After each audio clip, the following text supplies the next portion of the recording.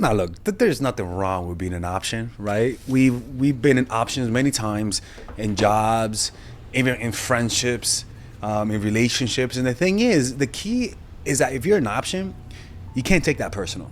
That's the most important thing.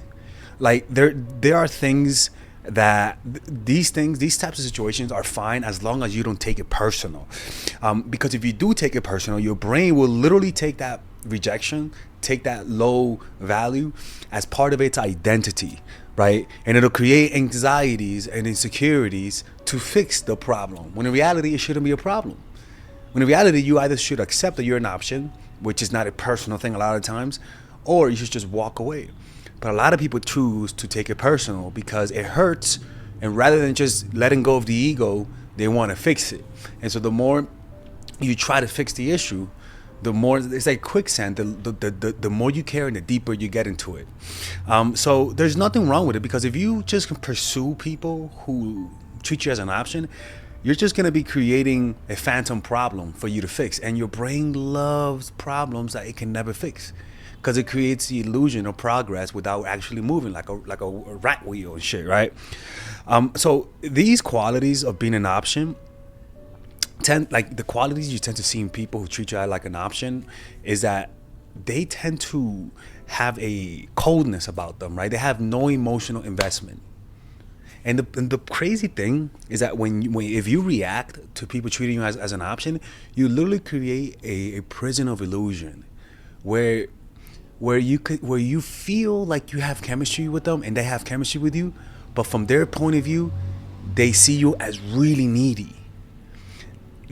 You know what fascinates me is the diversion, is the different realities when someone's an option and someone isn't, because the one who's not an option has no feelings towards us and doesn't even know you're suffering, right? Like seriously, it's kind of crazy, right? So let's talk about that. And you know, the funny thing is that why is it that you just get drawn to being an option, right? Why is that? Well, think about it, right? One, the desire for a challenge. Okay, the thrill of pursuing someone who appears elusive and unattainable evokes feelings of excitement and a challenge. And some people who are high dopamine driven tend to gravitate towards people like that, and they fall in love even harder. The next one is seeking validation. They have low self-worth, and so they need somebody who pushes them away so that they can feel they have a high worth. Individuals seeking approval may be more inclined towards those who keeps them on their toes and makes them work for attention, as it reinforces their self-worth when they finally receive acknowledgement. The next one is fear intimacy. They rather go for someone who treats it as an option in an unconscious way to keep that distance so that they don't have to emotionally commit. They subconsciously get attracted towards people who keeps them at bay. The next one is just low self-esteem. Individuals with lower self-esteem or unresolved issues may find themselves drawn to partners who offer intermittent validation or affection, right? And so these are one of the reasons why you tend to be attracted to people like this. And the key to not be attracted to people like this is to literally begin to see the pattern. Literally begin to see the unconscious patterns. Unconscious patterns are only powerful when it remains unconscious. Conscious patterns are the patterns that you could change. Unconscious patterns are the ones that you cannot change. You know what I'm saying? So that's why you have to develop a meditation practice to increase the likelihood of observing those unconscious mechanisms so that you can finally have control over them. Quick little commercial break. If you guys enjoy this video, there's a course that I have. It's called The Feminine Woman that I recently released. Click in the description down below to purchase it. It's a self-help course for women, people. That's right. I'll teach you how to blend the masculine and the feminine, how to become more assertive, how to become fearless, how to become more persuasive, how to attract people with your energy, and it's really a self-help course for women that I created. So if you guys enjoy that, please click on the description down below where it says purchase Feminine Woman. Okay, let's continue with the video. So let's talk about this, right? What are some of the things that people do when they treat you as an option? One, after 2 or 3 months, if they don't want a relationship, you're not the main option. Like, it's just that simple, right? If after 2 or 3 months you're not the main option, like I said, there's always an exception to the rule, but don't try to be the exception to the rule. You're not freaking Dorothy from Wizard of Oz. Like, no, like, motherfucker, like, you're an option. Okay, 2 or 3 month rule will always save you from this bullshit. The next one is their response time. When you feel like you're always the one initiating contact, making plans, and putting in the effort without receiving the same level of investment in return, that could be a sign you're just an option in their eyes, which is important. In their eyes, like, you'd be surprised how many people care for people who don't care about them. Like, that is kind of shocking. But if they knew that the person didn't care about them, they would stop caring about them a lot of the times. But it's the illusion, the fact that you just cannot read when somebody doesn't fucking like you is really the thing that keeps you in that prison of not receiving love. And I've been in that situation where I'm the one making plans and they're not the ones making plans, right? And the way that you rationalize it is that you don't even rationalize it. You're just hoping that they're gonna say yes to meeting up with you. Like, you're like a beggar, right? And a lot of the times, the way they see you, they're like, yo, this guy, motherfucker, he can't tell that I'm, like, they see you as pathetic when you give and they don't give back and you keep it giving. You know what I'm saying? Next one is the sensation that they give you. This is actually pretty big. In fact, I think this one is more accurate. Well, if you're highly insecure, then your sensations that come from your inner self is very different from the sensation that comes from the one that seeks validation, right? If you have a gut feeling that tells you you're not a priority in their lives, that says something. And you often find yourself questioning where you stand or feeling overlooked, that says something, right? Feeling like, I always tell this, when somebody likes you, it's obvious. When somebody doesn't like you, it's confusing. It creates anxiety. You don't know if they like you or not. You don't know whether or not you should make plans. You don't know if they're going to follow through on their plans. Those are all signs from your body. Your body is telling you, nigga, get the fuck out. Like, what are you doing? You're embarrassing us, man. Like your body tells you things. It talks to you like a dog talks to you in its own language. Bark, bark, motherfucker, right? It talks to you in its own language. Sensations. I have a bad feeling about this person. I have a good feeling about this person. I don't know, this person makes me feel a little creepy. I don't know, this person has some psycho eyes. All of those things is your body speaking to you. Motherfucker, you think your body's gonna speak to you like, hey, hey. Like, no, man. If you hear that, go see a doctor. I'm sorry. I don't mean to. That's horrible. For people who are suffering with hallucinations, I don't want to make fun of that. And often you find yourself questioning where you stand.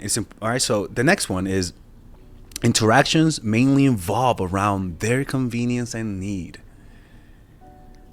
with little consideration for you, feeling undervalued and secondary in their priorities, signal that you are simply an option. Plain and simple.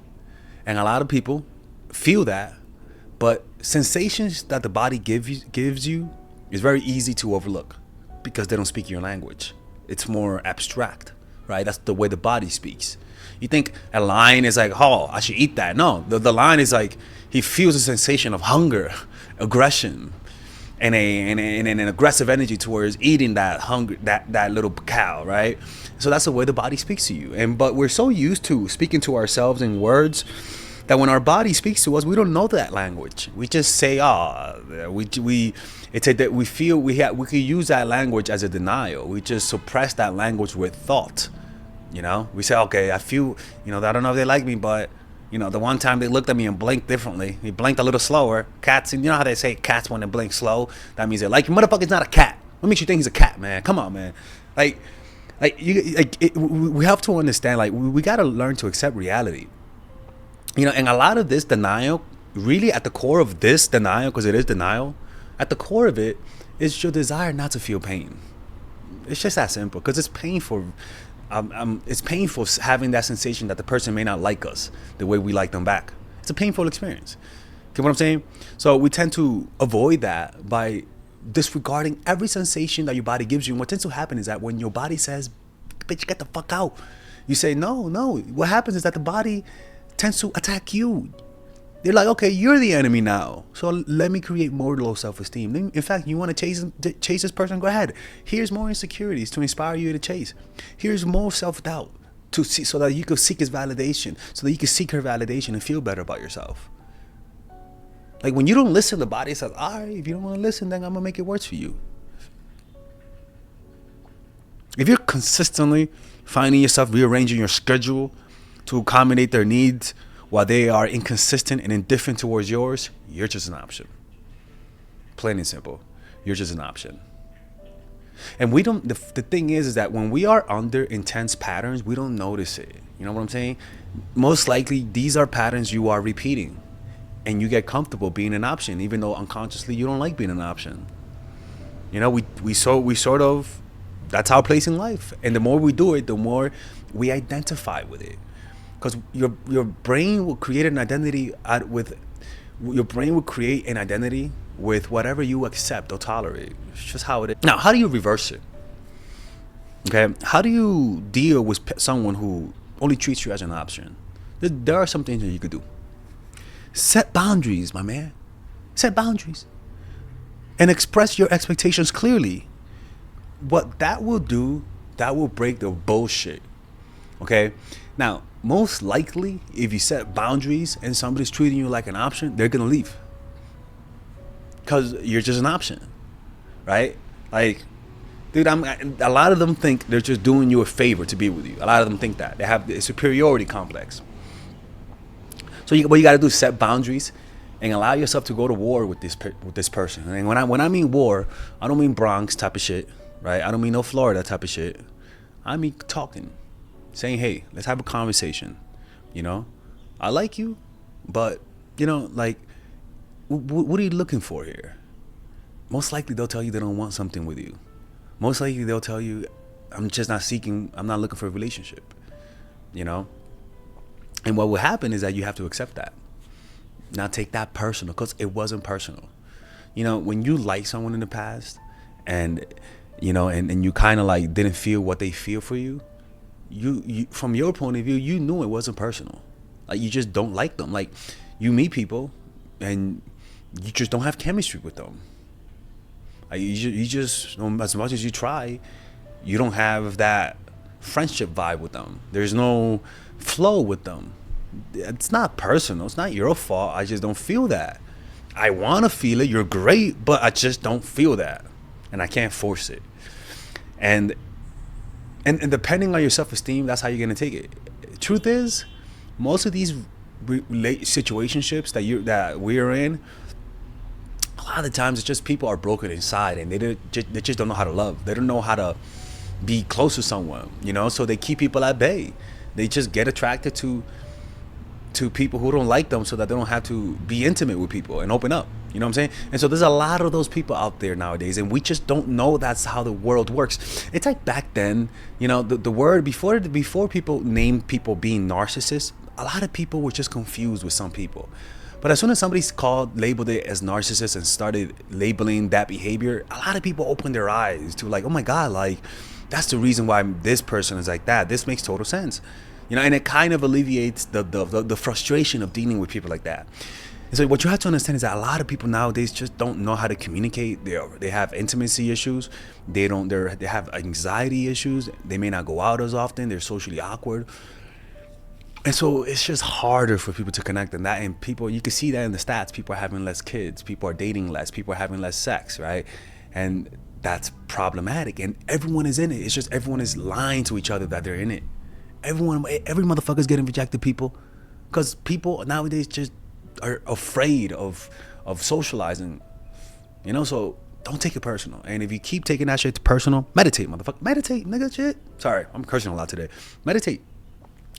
Either purchase the book The Power of Now by Eckhart Tolle. Get my book Emotional Mastery. No, not book. Shut up. Check out the course Emotional Mastery, or go to a 10-day Vipassana retreat. DHAMMA.org. Dhamma.org. You can go to a free 10-day meditation retreat. I swear that if you do that, your self-esteem will go up to such a fucking intense degree that you're not gonna take things personal. because you're gonna see the reality. You're gonna see reality for so long. For those 10 days, you're gonna be looking at reality for so long that your eyes will literally begin to illuminate darkness in your life. You know? So set boundaries. If your needs are consistently disregarded or minimalized, it may be time to reassess the relationship dynamic and talk about it. And the only way to fix this is to talk. And sometimes talking means conflict, and sometimes talking means ending it. And usually you find you stay as an option, not because they're bad people, but because you are refusing to end it. It's one of the hardest things to do, to end a relationship with someone that you like, but that is just an option. You know, I've been an option too many times, man. And you know what's funny? Looking back at those situations, I realized I just wasn't paying attention to them. Like, I realized that I was completely disregarding how they felt because I was only focusing on my feelings. And people resent that. People are like, yo, is this person stupid? Like, why does he keep looking at me like I'm his fucking girl? Like, dude, like, we're just fucking. Like, what the fuck is your problem? Right? And like, yeah, that happens a lot, man. Like, that really does happen. And it just takes growth to get out of that situation. And if you don't grow as a person, you're not going to see the illusion that this person just doesn't like you, you know? And the funny thing is that a lot of these situations, if you just stay friends with them, it works, but you just like them too much. And you give them the creepy look and shit, right? And it's like, yeah, I can't be with you because you take things too personal, and we're going to have a problem every other day. And if I date someone, you know what I'm saying? So it's really difficult. You just got to leave and set your boundaries, man. And if you can't do that, that means you have growth to do, man. Meditate, man. I'm telling you, man. It works. It works for me. So that's what I would tell you guys to do. Anyways, hopefully you guys enjoyed this video, man. I should be finishing up the course, The Feminine Woman, by a week and a half. I'm trying to give myself a week and a half. I have to finish the section about persuasion, how to enter people's mind. But the problem with that is like it's getting so long, unnecessary, and not even unnecessarily long, but every time I think I'm done, I come up with a new idea, and until it just keeps getting longer and longer. So, but it's organic, so that's a good thing. Anyways, hopefully you guys enjoyed this video. If you guys want to work with Father Alex 101, go to mindforattraction.org, and I'll see you guys later. Bye-bye. If you guys want to learn how to make a guy fall in love with you, I actually have a few bundle deals that I have to offer you guys. One is the basic wifey bundle. It's not basic, but because I have a bigger bundle. This one's pretty much it's a course about natural chemistry, which is about for women who are in relationships and want to learn how to keep the guy and make the guy that they're currently dating fall in love even harder by creating boundaries, by learning how to embrace the masculine and the feminine. It's pretty much the type of course that helps women in relationships make the guy fall in love. And then the other one is the psychological game of attraction, which is a course for women who are in relationships, right? For women who are single per se, right? And this one I would personally take you through the first 3 months of a relationship, right? Because in the first 3 months, if the relationship doesn't happen, it's not going to work out. Okay, so it's a guide for women who are single, women who are in relationships. So this course is specifically made for the first 3 months of any relationship, because I believe that if the person doesn't want a relationship within the first 3 months, it's not going to work out, right? So check it out right now. Click in the description down below where it says purchase the bundle, and I'll see you guys later when I'm closing the channel.